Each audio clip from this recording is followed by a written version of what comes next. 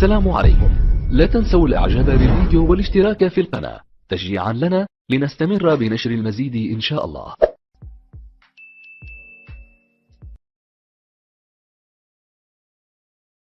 I mean, this notion of tying somebody to a post and getting the whip and whipping them because they stole some bread or they stole an apple or some, astaghfirullah, in Islam, this is completely alien to Islam. This was a very different concept of slavery, and in Islam, this is not that. This is something completely different. Now, what Islam did, alhamdulillah, is it put a process in place that made, there was no need for slavery, and number two, one of the best ways to, one of the best ways to give charity was to go and free a slave. So some of the early companions, and if you look at the words of the Aisha radiallahu anha, the Prophet's wife, she said, may Allah be pleased with her, that it became difficult for us to go and give charity and free a slave because they'd all been freed. Okay, so Allah put a process in place where something was abolished, but it was done in a sustainable way. You can't suddenly free tens of thousands of people who now have to fend for themselves. You're not talking about a place where there's security, there's food, there's water. These are very difficult commodities to come by. And so what Islam did, alhamdulillah, is it put a process in place where it took away the need for this need for slavery of that type, of prisoners of war and what have you. But there were slaves who were born into slavery. But if you look at Islamic history, some of our rulers, the caliphs, were ex-slaves. Where in European history do you find that the slaves become the kings? Do you know some names? Well, it was the empire of the Mamluks, the Mamluk Empire. The rulers were still ex-slaves. The lineage was slaves.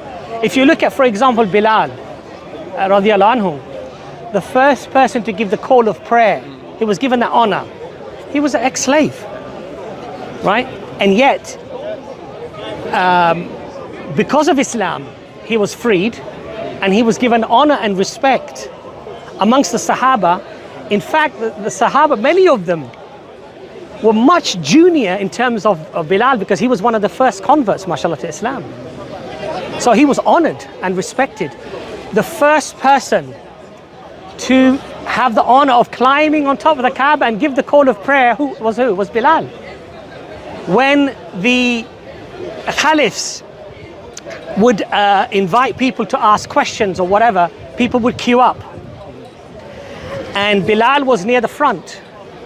And one of the Sahaba said, look at our position. We were the most noble of people. Today we are queuing up behind the slaves, the ex-slaves. And one of the companions said to him,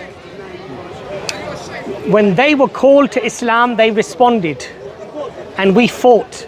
And that is why today their position is higher to our position. This is an ex-slave, a black man that they're talking about. And these were the most noble, richest people of Mecca. And they recognized that it was Islam that elevated him beyond themselves, right? We don't see this in European history.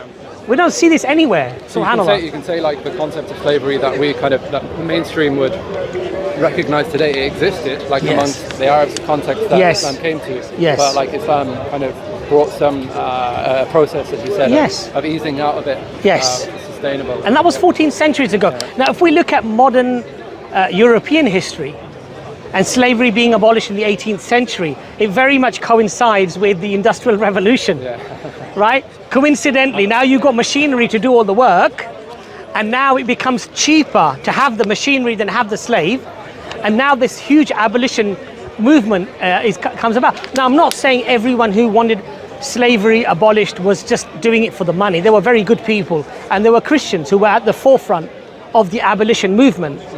But what I'm trying to say to you is that message resonated with people because they could see economic benefits now for not having slavery. Do you see my point? Yeah. So this notion of the Western Enlightenment, and we were so good that we we decided that we intellectually and morally decided that we were going to give up slavery. There may have been people that did that. Have you got any material? Have you read any material? No, I've read like, which gives some solid so there's evidence for that theory. There's lots of stuff. If you go and read, I can't quote it because it's years ago I read it, but if you actually go and look, there are lots of studies done about this that actually show that this was not just some good feeling towards our black man and realizing that we've created an injustice to our black brothers and sisters in Africa. This was an economic influence because it was very expensive to buy a slave. It was, I think, the slaves would sell for like £500, £200, £300. In those days, that was a lot of money. You could buy a house for that money. But they were then bred like cattle, and their children would be born into slavery. And the master, if he did have sexual relations with his slaves, which he did, by the way, often, which was rape. If she refused, he would rape her. Islam prohibited that. The children would still be born into slavery. Islam said no, the children will be free. They're his children. And she, when he dies, will be freed. So there was a process put there, you see, in place. Sorry, can you say that last bit again? So if you own a slave and they have children. So if, for example, you had what your right hand possessed through war, and you had children with this woman, the children would be born free. And when you die, she has to be freed. So she would be introduced back into society. And within a few generations, nobody would even know that you were a slave or he was a slave. You'd just be an average, normal person. And you may be richer and more successful than me. Now, where do we find this in Western history? So really, I think the saying, don't throw stones if you live in glass houses. I think this really does apply here. I mean, to be honest, I'm not coming at it as a defensive position. I'm looking to understand my own faith and to get. Mashallah, it's a good question. Yeah. And I think what I would urge brothers and sisters to realize is that whenever anyone wants to criticize something that was happening in the 7th century, they need to do two things. Number one, they need to establish what they are on is the truth. Okay, so if their view has to be defended on first principles, that it is a fact what they're saying, that's the first thing. Otherwise, it's just a good, because my community feel this, pop culture, basically. Because I feel this, then it's right. Well, that's not really, that you can't say you cannot then argue as an absolute that what you're saying is 100% true. That's the first thing. The second thing is don't fall into the fallacy of presentism. Don't judge what was happening in the 7th century with what you have today. Because what you have today is very different from what they had in the 7th century. Yeah. But of course, there's some things which they have to apply, like if they applied back then, it applies today consistently. But, taking into consideration translation for different contexts. Because what the ulama do, what the scholars do, even if there is something at a time where it was allowed to do, and it may have been beneficial for those people, if the circumstances change and now it becomes detrimental, the scholars could say it's better not to do this now, because the purpose of why it was introduced was to create ease, to relieve a problem, not to create a problem. So the scholars may say that now it's created a problem, but this does not apply to our mainstream Sharia of how to pray, how to fast, how to perform all of our obligations. This is the peripheral concepts.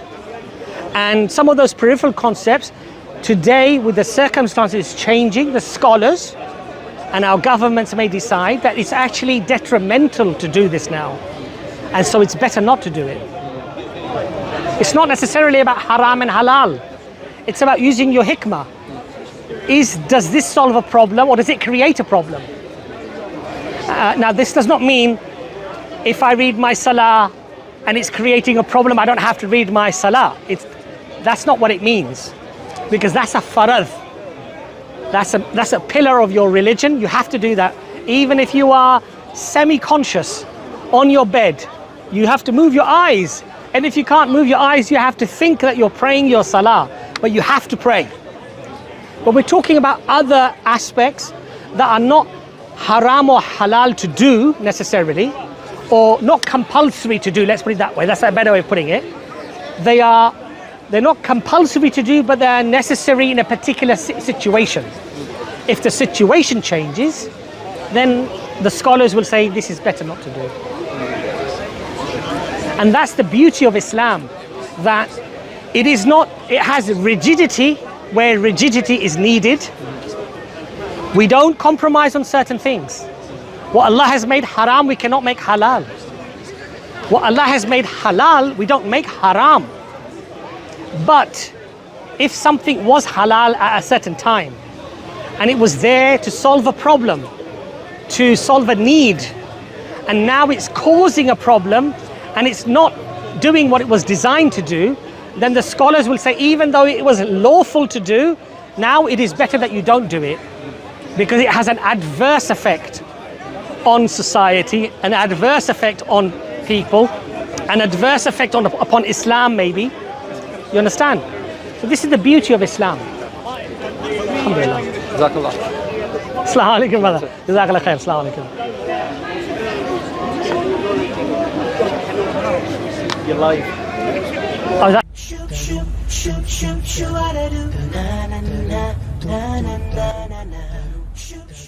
إذا أعجبك الفيديو لا تنسى الإعجاب والتعليق، ولكي يصلك كل جديد اشترك الآن.